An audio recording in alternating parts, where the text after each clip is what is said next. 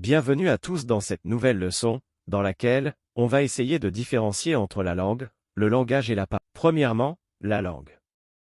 La langue fait référence à un système de signes et de règles qui permettent aux individus de communiquer. Il s'agit d'un système abstrait qui englobe la grammaire, le vocabulaire, la syntaxe et les règles de prononciation, etc., d'une langue donnée. La langue est étudiée de manière synchronique, ce qui signifie qu'elle est examinée à un moment donné, indépendamment de son évolution historique. Chaque langue a ses propres règles spécifiques qui déterminent la manière dont les mots sont combinés pour former des phrases et des énoncés.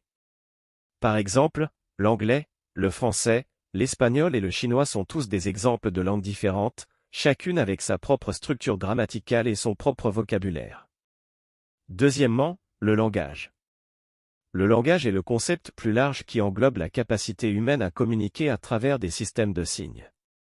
Il ne se limite pas à une langue particulière, mais fait référence à la faculté de l'homme à créer, comprendre et utiliser des langues.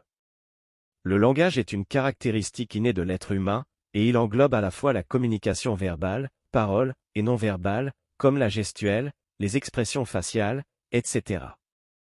Contrairement à la langue qui est étudiée de manière synchronique, le langage, lui, est étudié de façon diachronique, ce qui signifie qu'il prend en compte l'évolution temporelle de l'utilisation de la langue. Le langage varie d'un locuteur à l'autre, d'une situation à l'autre, et d'un contexte à l'autre. Toutes les langues spécifiques, y compris leurs variations culturelles et régionales, font partie du concept plus large du langage. Troisièmement, la parole. La parole se réfère à l'acte concret de produire des sons et des mots pour communiquer verbalement. C'est l'expression orale de la langue.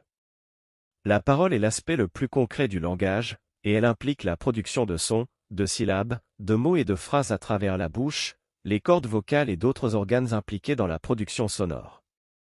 La parole est la réalisation physique de la langue dans une langue spécifique.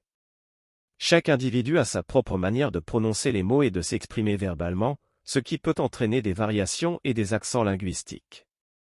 En résumé, la langue est le système abstrait qui régit une langue particulière, le langage est la capacité humaine à communiquer au moyen de signes, et la parole est l'acte concret de parler une langue spécifique.